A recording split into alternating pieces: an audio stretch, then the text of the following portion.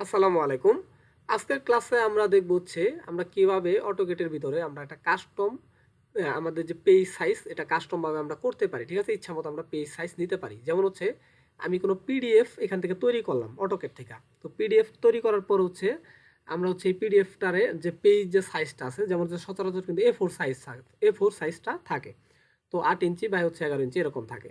তো আমরা চাচ্ছি যে না আমাদের পেজটা 5 ইঞ্চি বাই 10 ইঞ্চি, ঠিক আছে, বা 3 ইঞ্চি বাই 6 ইঞ্চি এরকম যে কোনো ধরনের সাইজ থাকুক। তো আমরা এরকম একটা সাইজের কাস্টম পেজটাই আজকের ক্লাস আমরা তৈরি করব। তো এখন আমরা যেটা করবো সেটা এখান থেকে আমরা লাইন টুলটা নিলাম, নেওয়ার পরে আমরা এটার উইথ নিলাম এখান থেকে 5 ইঞ্চি, এখান থেকে জাস্ট 5 ইঞ্চি দিয়ে এন্টার দিলাম। তো এইদিকে নিলাম উপরের দিকে নিলাম আমরা 10 ইঞ্চি। ওকে, তো আবার এইদিকে নিব আমরা 5 ইঞ্চি, আবার এদিকে 10 ইঞ্চি। ওকে, তো আমাদের কিন্তু এখন একটা পেজের আমরা সাইজ পেয়ে গেলাম। আমরা নিলাম উইথটা নিলাম 5 ইঞ্চি, আবার আমাদের যে হাইটটা আছে এটা নিলাম আমরা 10 ইঞ্চি। ওকে, তো আমরা কাস্টম ভাবে নিলাম এটা। তো নেওয়ার পরে এর ভিতরে আমি কয়েকটা সার্কেল করে দিই বোঝার জন্য, ঠিক আছে, যে আমাদের পেজটা ঠিক আছে কিনা। রেক্টেঙ্গুলো ইচ্ছা মতো আপনার যে কোনো ড্রয়িংও থাকতে পারে এখানে, জাস্ট বোঝার জন্য আমি বিষয়টা, ঠিক আছে। তো এটা নেওয়ার পর আমি এটাকে একটু এইদিকে দিয়ে দিই।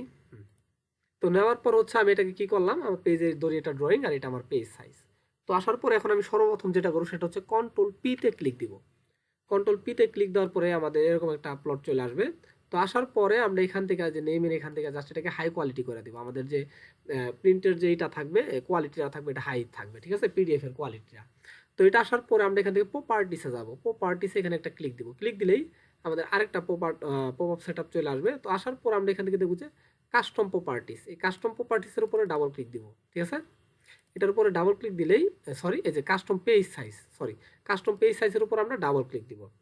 দেওয়ার পর আমরা এখান থেকে অ্যাড লেখা আসবে, দেওয়ার পর তারপরে অ্যাডের এখানে জাস্ট একটা ক্লিক দিব। ক্লিক দেওয়ার পরে এখানে জাস্ট নেক্সট করে দিব আমরা। এই যে এখন আমরা দেখতে পারতেছি আমাদের যে পেজ যে উইথ এবং হাইটের দেওয়ার অপশনটা চলে আসছে। এখান থেকে আমি দিলাম 5 আর এখান থেকে দিলাম 10। মানে আমাদের কিন্তু উইথ ছিল 5 ইঞ্চি আর হাইট ছিল 10 ইঞ্চি। এখানে যে পেজের সাইজটা দেখাই এটা ইউনিট, এখান থেকে ইঞ্চিও দিতে পারেন, মিলিমিটারও দিতে পারেন। তো ইঞ্চি দেওয়া ইঞ্চি, তো আমরা নেক্সট করে দিলাম। এটা পেজের যে বর্ডারগুলো থাকবে এটা বর্ডার, তো আমি বর্ডার রাখতে চাচ্ছি না, ঠিক আছে। আমি এগুলো সব কিছু জিরো করে দিচ্ছি, আমার বর্ডার দরকার নাই আপাতত। ওকে, দেওয়ার পরে নেক্সট দিলাম। এখন এটার যে নামটা আছে এটা আমার যে পেজ এরিয়ার যে নামটা থাকবে নামটা থাকবে। ওকে, তারপর ওকে দিলাম। এটার আবার একটা নেম এরিয়া আসবে, ফাইল নেম। তো আমি এখান থেকে জাস্ট 5/10 লেখা দিই 5, আর এদিকে দিলাম 10, ঠিক আছে, বোঝার জন্য। তো এখান থেকে আমি এটাকে নেক্সট করে দিয়ে জাস্ট ফিনিশ করে দিব। ফিনিশ দেওয়ার পরে এখান থেকে ওকে, ওকে দেওয়ার পর আবার একটা অপশন আসবে, এটা দিলে সবসময় সেভ হয়ে থাকবে আপনার। আর এটা আমাদের বর্তমানে কারেন্ট যে সেট আপ করছি এই সেট আপটা এখানে থাকবে, ঠিক আছে। জাস্ট এখান থেকে ওকে, যেটা সেটা আপনি আপাতত রাখবেন। এখান থেকে এটা উপরে যেটা থাকবে অ্যাপ্লাই চান্স, ঠিক আছে, এখান থেকে ওকে করে দিলাম। ওকে দেওয়ার পর আমরা এই যে পেজ যে সাইজটা আছে এখানে যে অ্যারো চিহ্নতে ক্লিক দিলে সবার নিচে আমরা যেটা তৈরি করছি ওটা সবার নিচে থাকবে, ঠিক আছে। যে 5 ইঞ্চি বাই 10 ইঞ্চি এটা আমরা ক্লিক দিব। ক্লিক দিলে এই যে এখানে দেখাবে যে 5 ইঞ্চি বাই 10 ইঞ্চি। তো আসার পর আমরা যেটা করবো এটা সেন্টার দা প্লট করে দিব। মানে আমরা যে এই চিত্রটা আমাদের পেজের সেন্টারে থাকবে তাইলে, ঠিক আছে।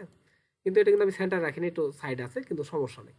তো এখান থেকে জাস্ট আমি সেন্টার করে দিলাম। সেন্টার দেওয়ার পরে দেখি এটা কিন্তু আমাদের ঠিক আছে। এখান থেকে জাস্ট আমরা পোর্ট্রেট বা ল্যান্ডস্কেপ আপনি যেটাই রাখেন, ঠিক আছে, আপনি রাখতে পারবেন এখান থেকে। তো আমরা এখান থেকে জাস্ট এটা থাকার পরে আমি এখান থেকে কি করলাম, এটাকে ওকে করে দেবো। এখন এখান থেকে জাস্ট ওকে, ও সরি, ওকে দেওয়ার আগে একটা কাজ করি। আমি এখান থেকে উইন্ডোতে যাব। উইন্ডোতে যাওয়ার পরে এটা একটু মার্ক করে দিই আমি। এই যে আমি এটাকে মার্ক করে দিই। মার্ক করার আগে এখানে একটু বাইরে ক্লিক করে গেছে, এটা একটু ভিতর বাইরের দিকে পড়ে গেছে, জাস্ট সমস্যা নাই। তো আমি এটাকে রাখার পর জাস্ট এখান থেকে ওকে করে দিলাম। ওকে দেওয়ার পর দেখি এটা কিন্তু এই যেরকম হয়ে আসছে, ঠিক আছে। জাস্ট এটাকে পোর্ট্রেট করে দিই, তাহলে যে ঠিক হয়ে যাবে। তো ওইটা দেওয়ার পর এখান থেকে আপনি চেঞ্জ করে দিবেন, ঠিক আছে। ল্যান্ডস্কেপ রাখবেন না পোর্ট্রেট রাখবেন, এটা এখান থেকে জাস্ট এখান থেকে ওকে, আর কিছুই না। এখান থেকে ওকে করে দেওয়ার পর আমি এটা ডেস্কটপ দেখাই দিব। ডেস্কটপে আমি সেভ করব, জাস্ট সেভ। এটা সেভ হলো। এই যে দেখছি আমাদের কিন্তু পেজটা এখন এই যে চলে আসছে। এই যে ছোট করে এটাকে একটু এই যে দেখছি। এটার আমার এখন এই পেজটার হাইটটা 10 ইঞ্চি এবং আমাদের উইথটা এটা আমাদের 5 ইঞ্চি। তো এইভাবে আপনি ইচ্ছা মতো আপনি কাস্টম পেজ আপনি কিন্তু নিতে পারবেন। অনেক সময় আপনার দরকার পড়লো যে আপনি A4 সাইজের পেজ না, আপনার পেজ সাইজটা এরকম দরকার, কেউ চাইলে হতো না। তো সেই ক্ষেত্রে কিন্তু আপনি এইভাবে পেজ সেটআপটা করতে পারবেন। তো আশা করি সবাই বুঝতে পারছেন আজকের ক্লাসটা কিভাবে আমরা একটা কাস্টম পেজ ডিজাইন করলাম। ওকে, কাস্টম পেজ তৈরি করলাম অটোকেটের মাধ্যমে। তো আজকের ক্লাসটা এই পর্যন্তই। সবাই ভালো থাকবেন। আসসালামু আলাইকুম।